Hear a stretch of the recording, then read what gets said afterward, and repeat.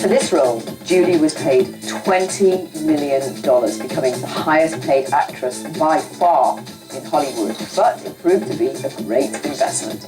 Julia went on to win the Best Actress Oscar for the role, really proving for the first time the depth of her formidable talent. Even in the face of her win, though, the star remained very modest. I mean, my life is pretty much the same, just have this one really exalted, wonderful moment now tucked in there.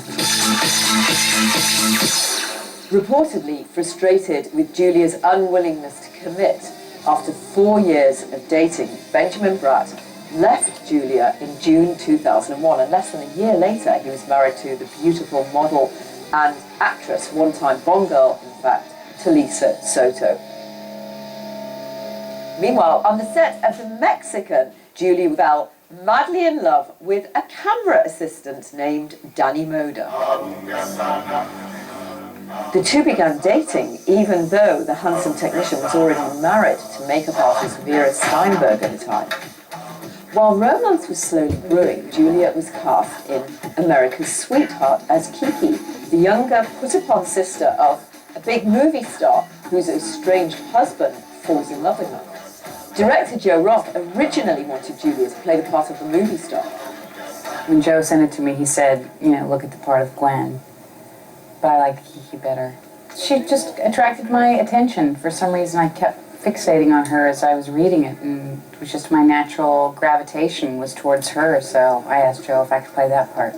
She makes you feel like the Cinderella character. It's marvelous that this huge international star can still make you feel empathetic for her and believe that she is downtrodden. Immediately following America's Sweethearts, Aaron Brockovich director Steven Soderbergh cast Julia and George Clooney and a host of other stars in his new comedy thriller, Ocean's 11. When Steven first gave me the script of Ocean's 11 and I got home to read it, and I found wedged inside of it a note from he and George saying, we hear you get 20 a picture, and there was a $20 bill in that. So that was my salary. First time I ever got paid to read a script. Julia played Tess Ocean, the estranged wife of George Clooney's Dan Ocean. The part required the actress to dress up in jewels and evening gowns every day. I really hate it. It's so much pressure. You're the only girl, and you're dripping in like diamonds and sequins, and yeah, it's hideous. I mean, it was fun, like the first day, and then it was too much pressure. It was non-stop work for Julia, but she wasn't complaining.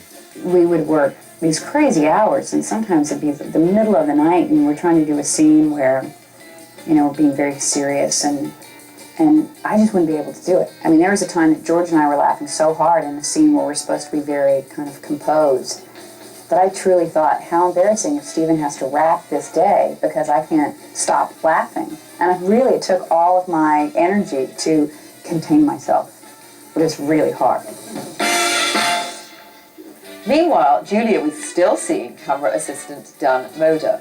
After his divorce was final in May 2002, the couple tied the knot in a secret midnight ceremony on July the 4th, giving Independence Day a new meaning.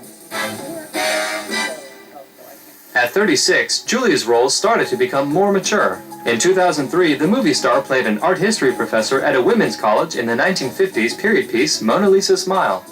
It had great potential for telling a story and for involving this age group of girl in a big way that was a really predominantly talented group of young women working in movies right now. And I thought, what a perfect time to have a movie set in a girls' school with all these great young actresses floating around and kind of put them all together and see what happens. Co-stars Kirsten Dunst and Maggie Gyllenhaal were thrilled to have the opportunity to observe the power of one of the most successful women in Hollywood. She's like probably the most powerful woman in this industry, and she uses her power to be good to people, and yeah, I have a great respect for her and the way she handles herself. The thing that struck me most about her in watching her work, and even watching her work as a producer, interacting on set, was how elegant and graceful and gracious she was with her power. That's inspiring to me. After Mona Lisa's Smile, Julia had time for just a few more movies before she started to show. The 37-year-old was pregnant with twins. Ironically, actress Cate Blanchett was too far along in her own pregnancy to take the lead in the theatre production turned film Closer. Julia won the role and garnered accolades. The glowing actress also received strong feedback for her role in Ocean's 12. In an interesting twist, her character, Tess Ocean, impersonates Julia Roberts, stuffing her clothes to look pregnant. Julia Roberts delivered her finest performance yet with the caesarean birth of Phineas Walter and Hazel Patricia, who both weighed in at 5 pounds. Busy with the twins, her husband, and a non-stop career, Julia still finds time for charity. She's a devoted campaigner and spokesman for UNICEF with a special interest in India and Haiti. And in May 2002, she went before Congress to appeal for funds to fight Rett syndrome, a debilitating illness that strikes girls between 6 and 18 months old. Julia Roberts has had her share of ups and downs, but the versatile actress has always managed to make the best of it. I'm not a person who believes in regrets. It doesn't change anything. My life is exactly how I want it to be, and my life is a culmination of choices that I've made.